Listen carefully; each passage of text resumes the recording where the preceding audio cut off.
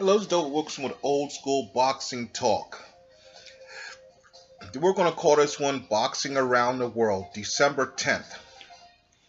You know, last Saturday, December 10th, we had a great night of boxing. For all these people that keep saying boxing is dead, you're flipping idiots. We had the WBO heavyweight title fight between Joseph Parker and Andy Ruiz in New Zealand. And Parker won the decision of the WBO title. Then we moved from New Zealand to London, where we had, in my opinion, the best heavyweight on the planet today, Anthony Joshua, defending his title against Molina, and AJ did what he was supposed to do. He took the guy out in the third round. Congrats, AJ. And set up his fight, of course, with Klitschko, who I believe he's going to just crush Klitschko. It is not going to be, first time AJ hits Klitschko on the chin, Klitschko's going to sleep. So, it's one of them things. I believe AJ is the truth. And I think we're going to find out, when he destroys old man Klitschko and grabs the WBA title to go along with it. Then, of course, we went to Omaha, Nebraska. Where Terrence Crawford beat up John Molina. Molina, for the love of him, this annoys me. You're given a title shot that you don't deserve it, but still you're given one. And you're telling me that you can't come in at the required weight? Come on, man. This is ridiculous. It goes on too much in this sport nowadays. You get these guys, they just won't make weight. Freaking Adrian Broner gave up the WBA title on a scale all because his little dumb bastard wouldn't shave. He was all he had to do was go ahead and go in their room and shave, and he'd have made weight. Molina, you had enough time to make weight. You knew you had to be down at 140. Come on. You had more than enough time to get down to 140. That's bull.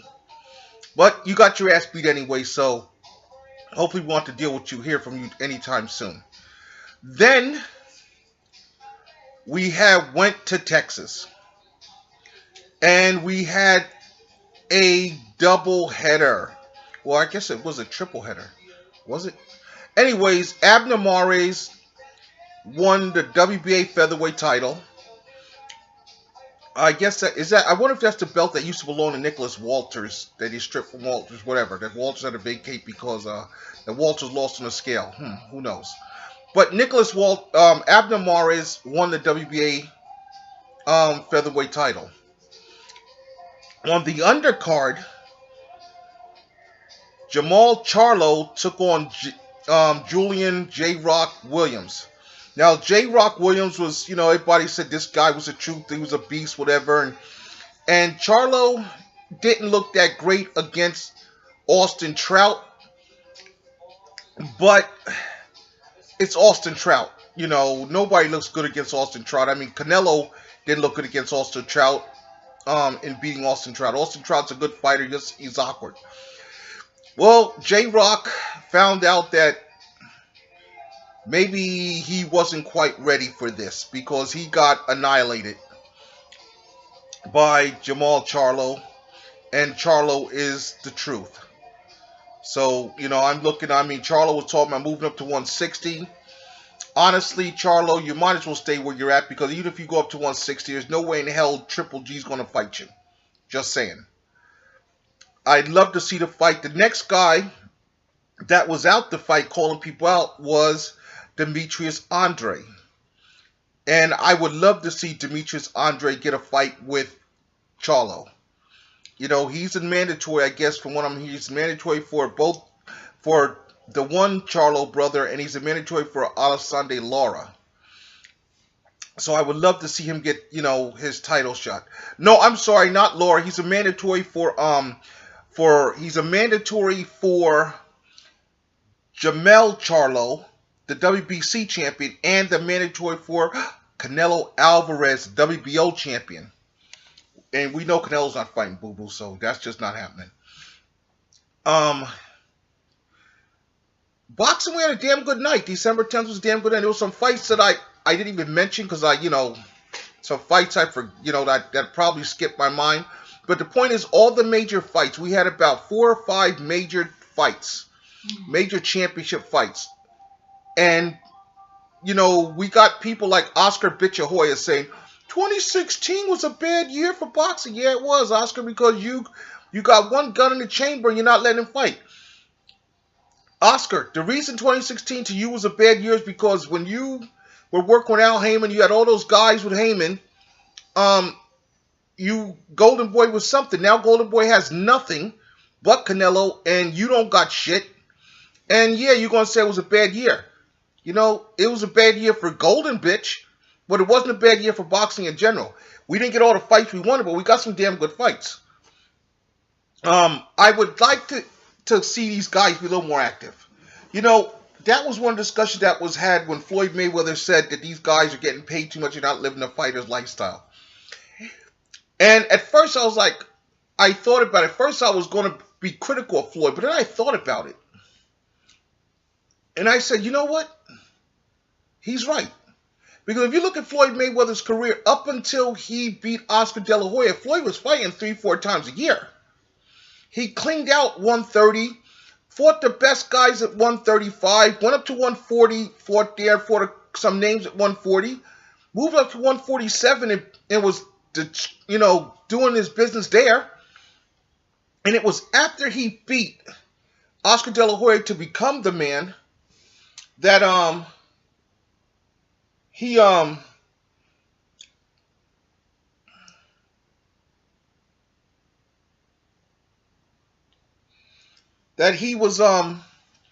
having, that he decided, I'm gonna fight, take some time. That's pretty much,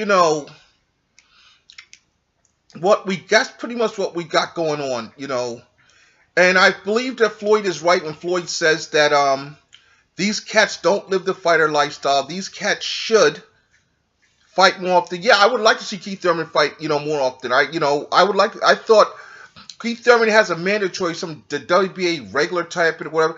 That would have been a good way for Keith to end the year, just get that shit out the way. Knock this guy off, get him the fuck out the way, and then concentrate on your fight with Danny Garcia. Danny Garcia's another one. You fought twice, last year. You could have fought more than that. Come on, man. That's ridiculous. A lot of these guys need to fight more. They really do.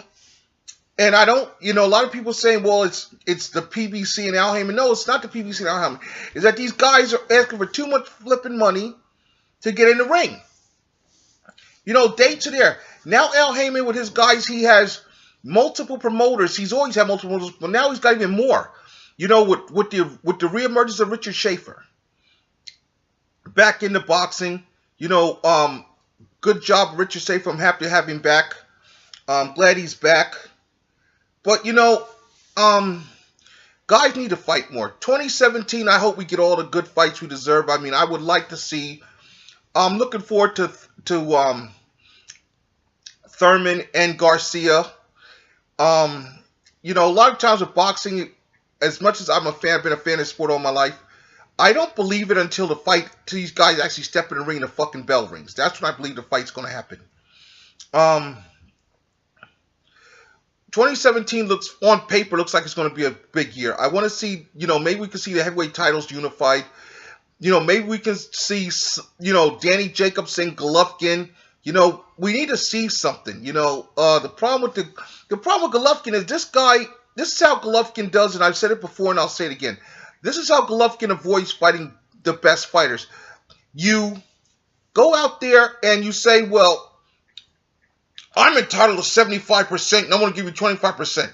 You're not making that kind of money. If Golovkin was making the kind of money that like a Floyd Mayweather was kind of making, or even, then you could say 25%, shit, that's big money. But your 25% is bullshit money. These guys are making more than that. And you purposely undervalue these guys. You don't want to fight them. I can see Golovkin and his company, they're trying to keep Golovkin undefeated. They're trying to keep him safe until he can fight Canelo, which I think he's going to lose that fight anyways. And I think that's what they're trying to do, and I understand it. I want to see. I want to see Demetrius Andre in a way. I'd like to see him fight the Charlo brothers, but in a way, I'd like to see Andres move up. I wouldn't mind seeing Jamel Charlo move up and put the pressure on his little bitch that says, "Hey, you gonna fight us, or you gonna give up that strap?" Because I believe honestly, if Jamel Charlo moves up and Demetrius Andres moves up and they become mandatory challenges for Golovkin, and they tell Golovkin either fight these guys or give up the strap, you're gonna see some straps being dropped. Them motherfuckers gonna be UPS'd. UPS to their fucking house. Because he doesn't want to fight anybody. His people don't want to fight anybody. What I'm waiting for, and this is what I'm waiting for, someone to say, and I think Demetrius Andres will be the guy that will say when Golovkin comes that bullshit, well, you're only getting this. Andres will be the type of guy that would take that short money and beat that ass. That's how Tom Loeffler and Golovkin have been avoiding the top fighters in the middleweight division and junior middle by giving them such lowball offers that they're like, fuck this, I'm making my money, I'm waiting for somebody to take that lowball offer and go in the ring and whoop his ass. Honestly. But that aside, we've had a good year of boxing. December 10th, we had a monster night of boxing. I'm looking forward to see this weekend Hopkins fights, which is supposed to be his final fight. Excuse me. I'm looking forward to it. I think we're going to have a very good 2017 is shaping up to be. I'm hoping that, HBO's problems are, the problem I have with HBO is these guys keep trying to throw everything on pay-per-view. And guys, some of the fights, like Miguel Cotto's fighting James Kirkland. Why? Why is Miguel Cotto fighting James Kirkland? That fight makes no sense. But it is what it is. And it's on pay-per-view on top of that. Rock Nation is a company that, from what I'm hearing, Rock Nation's not doing too well with their boxing program. I'm hoping that James Prince and Andre Ward are looking at these cats and saying, you know what, maybe we better go talk to, Mayweather Promotions. Please don't go to Golden Boy. Please don't go there. Go talk to Richard Schaefer, and his group. Go talk to people that know what the fuck they're doing in boxing. Please do not align yourself with Al Heyman and PBC. I would love to see Andre Ward get the fuck away from HBO and go back to Showtime. Because then the big fights are there, and I know they're saying, well, Andre Ward can't fight nobody because he owes Kovalev a rematch. Fine. We can have Kovalev have his rematch, it's just not going to be on HBO. Now, if Kovalev is contractually obligated to HBO, that's Kovalev's problem. We got to fight, it's just not going to be on HBO. That's the bottom line. Because, you were contracted to have a fight. Yeah, we're going to fight. It's just not going to be on HBO. We're going to open that shit up to the highest bidder.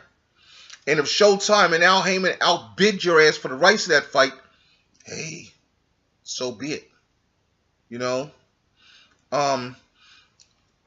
I hope HBO gets their shit together, gets their ship in order. A lot of people were complaining about, well, Al Heyman this fall, they didn't have many fights. Well, because there was not a lot of dates on, first of all, there was not a lot of dates for Showtime in the fall. Plus the fact that you're on the networks, Al Heyman canceled a bunch of dates because he didn't want to go up against college football. You're not going up against college football in the NFL. Come on, not against college football. Because you could have threw some shit on Saturday. Now, once college football's done, I think we'll see PBC say, okay, let's start running our shit again. Let's start going together. But you're not going to go up against college football. You just don't want to do that. And I think after the bowl games, after college football's done, we'll go up against college basketball early on. But we're not going up against college football at all. And that's a smart move by Al Heyman. He understands what's going on, and he knows when his time to run is. He knows when it's time, hey, let's take a break and go someplace else. I'm just hoping that Al Heyman, learning from this experience, come next year, will come up with a plan to say, okay, let's get some more, let's get Showtime to save me some more dates in the fall so I can make some more bigger fights in the fall. But that's pretty much, how I look at this. This is going to be short, it looks like, because I don't even know if I'm on 15 minutes. But that's pretty much it. I had some other thoughts I had some other things I was going to talk about. I pretty much forgot them because they must not have been important. But this is it for this week. Till I see you again, this is Doug Wilkerson signing out for Old School Box Talk. Enjoy the fights. See you at ringside.